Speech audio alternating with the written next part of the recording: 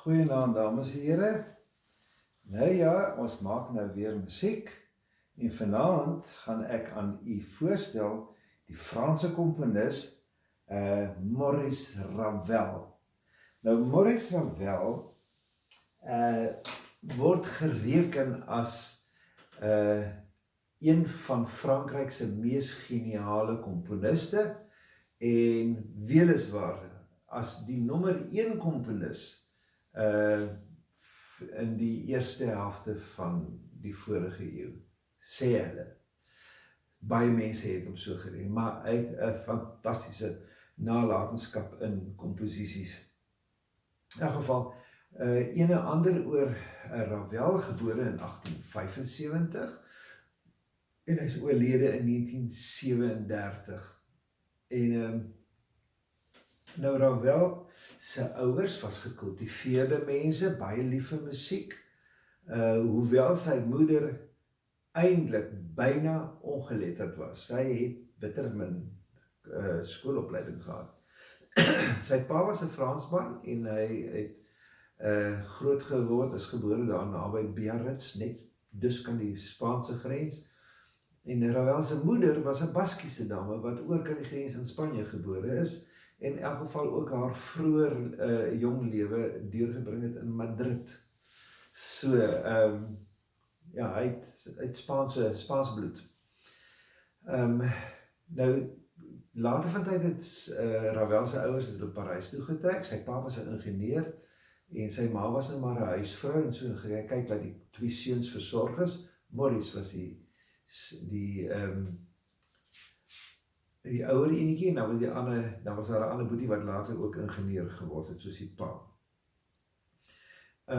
Hulle het skryf in Wikipedia dat Maurice Ravel se pa sy musiek aangemoedig het. Sy pa was baie lief vir musiek en nou ja, so dan kan jy nou indink, dit het heeltemal die pa se goedkeuring weggedra dat die seun sy talent uitleef. Maar die pa het ook moeite gedoen om die twee seuns te vat altyd na uitstallings en na ingenieurswerke en die nuutste uitvindings, dat hulle 'n bietjie kan gaan kyk. Maar goed, nou Ravel is toe uiteindelik toegelaat om te studeer aan die baie beroemde konservatorium in Parys. Maar dit het nie so goed gegaan. Hy was nie so 'n briljante student soos wat 'n mens nou sou verwag nie.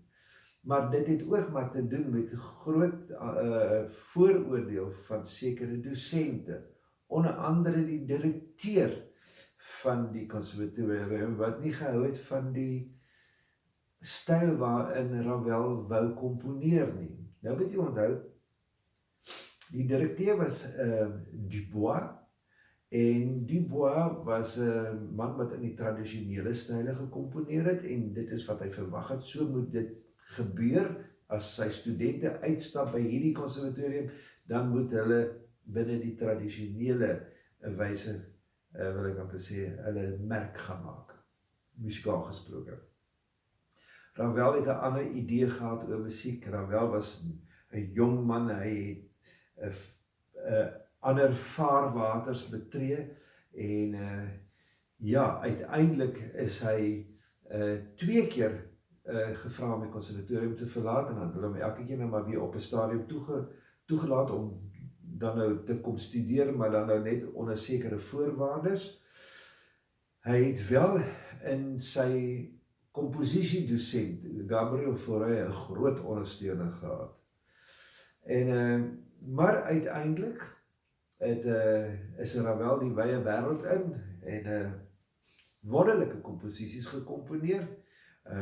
Die Pavane vir 'n gestorwe prinses, sy bolero, 'n klavierkonsert en 'n konsert vir die linkerhand en orkes byvoorbeeld. Wonderlike orkesmusiek. Hy het ook 'n groot aantal klavierstukke gekomponeer in suites en losstaande. Ek dink in sy La Valse byvoorbeeld, dat 'n wonderlike werk. Vir my persoonlik vind ek dit baie opwindend. Ek weet daar's mense wat nie baie daarvan hou nie. En natuurlik Sy Gaspard Delanoë, wat uit 3 stukke bestaan, is onmenslik moeilike musiek. Ja, so, ja, en hulle sê, interessante ding is, Ravel was nooit self 'n vreeslike goeie pianis nie, hy kon nie eintlik sy eie werke regtig ordentlik speel nie. Maar goed, ek dink hy het dit seker maar besef en meer ingezoom op die komposisie. Maar in elk geval so, nou Ravel en ook 'n tydgenoot Debussy is geëtiketeer, en ek gebruik baie spesifiek daai woord, geëtiketeer as impressionistiese komponiste. En doodgewoon, hoekom ek dit so stel, is dat Debussy en Ravel het nie gehou daarvan dat mense hulle musiek as impressionisties noem, wil ek op sê, beskryf nie. Maar dit gee vir ons die idee van die tydvak waarbinne die twee manne geleef het en bring ons in verbintenis met die skilderkuns van daai spesifieke tydvak. Nou, die impressionisme, net in kort, dit beteken eintlik indruk. Jy het 'n indruk. Dit is soos van, jy kyk vinnig na iets en jy maak jou oë toe en jy kyk weg. En as ek nou vir jou vra, wat het jy gesien? Dan sê jy vir my, ek het dit gesien, dit gesien en dit gesien en dit gesien. Maar jy het niks, jy het geen detail nie. Jy het 'n vage beeld. Nou dit is eintlik in eenvoudige terme gestel wat in impressionisme eintlik behels as dit kom by skilderkuns. Ek weet daar's 'n die skildery van Turner wat eintlik soort van die idee van impressionisme ingeleid, hoewel Turner nie werklik 'n Fransman was nie. Maar goed, en daardie skildery is, jy sien 'n som, jy sien iewers iets wat geel is, né? Jy sien, ek dink daar's 'n bootjie en jy besef daar's water, maar jy sien niks gedetailleerd nie. Ek dink dit is die skildery van Turner. Ek praat nou onder korreksie. Maar dit was eintlik die hele idee van impressionisme. Nou, as jy nou gaan en jy gaan luister na die musiek van Ravel, dan baie keer kry jy mense die gevoel van hierdie ou het 'n klank, by wyse van spreke, verfkwas. En met klanke, harmonieë, en nie noodwendig met 'n melodie nie, skep hy 'n klankmatig, skep hy 'n atmosfeer.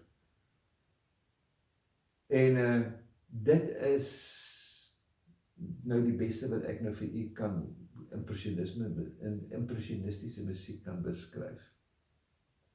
Maar goed, kom ons kyk hoe hierdie stukkie, net een bladsy lank, hoe hy nou verloop. Nou, Ravel sê onder andere aan die begin, stadig en baie ekspressief, of bietjie ekspressief, uitdrukkingsvol. So dit gee vir jou al klaar die idee, die ou wil hê jy moet bietjie laid back, as ek dit so kan noem, omgaan met die musiek. En dan tussen hakies sê hy, die ritme moenie streng wees nie, 'n vrye ritme.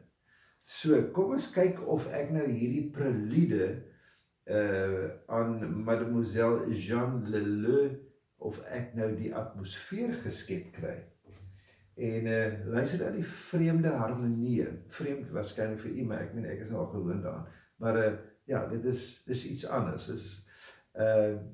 Jy kom agter dat Ravel in 'n ander rigting begin beweeg het as die tradisionele romantiese komposisies van daardie tyd. Goed, kom ons hoor.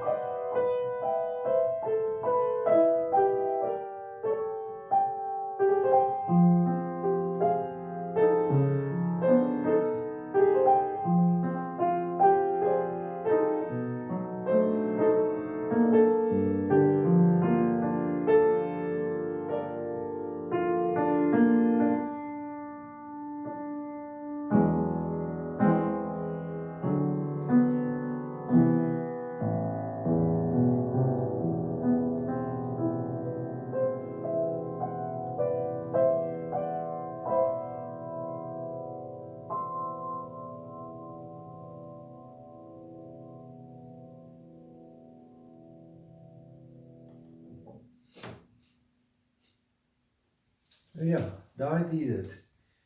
Die prelude vir Mademoiselle Jean Leleu. Maurice Ravel, die komponis, en ek hoop u kon iets atmosfeerryks optel, vreemde harmonieë, en nie eintlik 'n melodie nie, né? Ja, goed. Ek groet u, geniet die slaapie, en ons praat weer 'n volgende keer. Totsiens.